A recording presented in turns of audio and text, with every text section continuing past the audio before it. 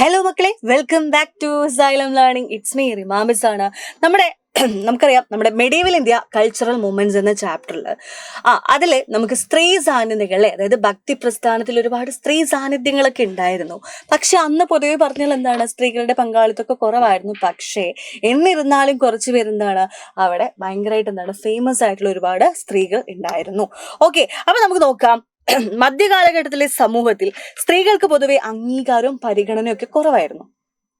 Okay, അന്നെന്താണ്, സ്ത്രീകൾക്ക് കൂടുതലും പരിഗണന ഇല്ലായിരുന്നു, അംഗീകാരമൊന്നും ഉണ്ടായിരുന്നില്ല. പക്ഷെ കുറച്ച് പേരുണ്ടായിരുന്നു കേട്ടോ. അപ്പൊ അതിലൊന്നായിരുന്നു മീരാഭായ്. ഓക്കെ, മീരാഭായ് അവര് രാജസ്ഥാനിലെ ചിറ്റോറിലാണ് അവരുടെ ജനനം.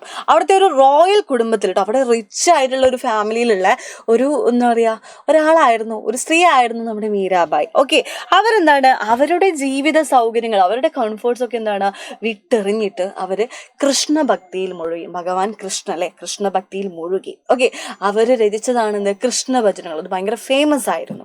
ഓക്കെ, മീരാബായ് രാജസ്ഥാൻ ചിറ്റോറിൽ ജീവിച്ചിരുന്ന രജപുത്ര രാജകുമാരി. റോയൽ ലൈഫ് കേട്ടോ, രജപുത്രമാർ എന്ന് പറയുന്നത് റോയൽ ലൈഫിലുള്ള ആളുകളാണ്. ഓക്കെ, രജപുത്ര രാജകുമാരി ആയിരുന്നു Meerabai. Meerabai was a Rajput princess who lived in Rajasthan Chittur.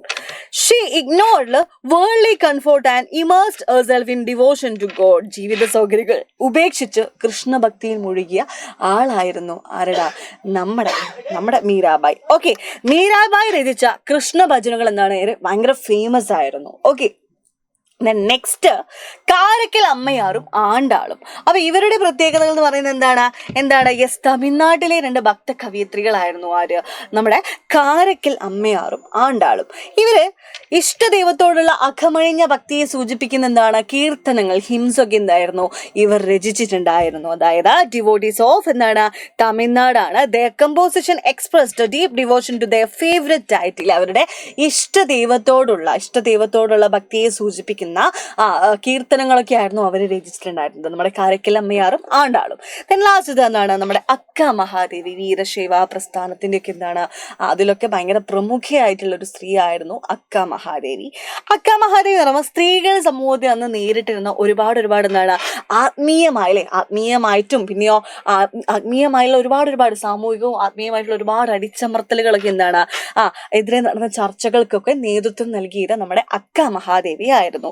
prominent figure of Veerashaiva movement.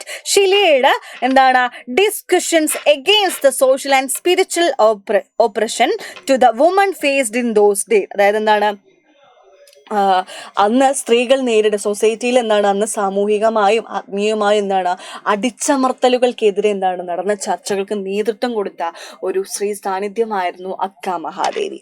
അപ്പോൾ അന്ന് സ്ത്രീകൾക്ക് അംഗീകാരവും പരിഗണനയും കുറവാണെങ്കിൽ പോലും ഇവരിൽ കുറച്ച് പേരെന്താണ് ഇങ്ങനെ മുന്നോട്ടേക്ക് ഭക്തി പ്രസ്ഥാനത്തിലേക്ക് വന്നിട്ടുണ്ടായിരുന്നു. മീരാബായും അക്ക മഹാദേവിയും കാരക്കൽ അമ്മയാറും ആണ്ടാളും ഒക്കെ അതിനുള്ള എക്സാമ്പിൾ ആണ്. ഓക്കെ, അപ്പൊ ഇതേപോലെ വീഡിയോസ് ആയിട്ട് മിസ് ഇനിയും വരും. അപ്പൊ നമുക്ക് നെക്സ്റ്റ് വീഡിയോയിൽ കാണാം. ബൈ.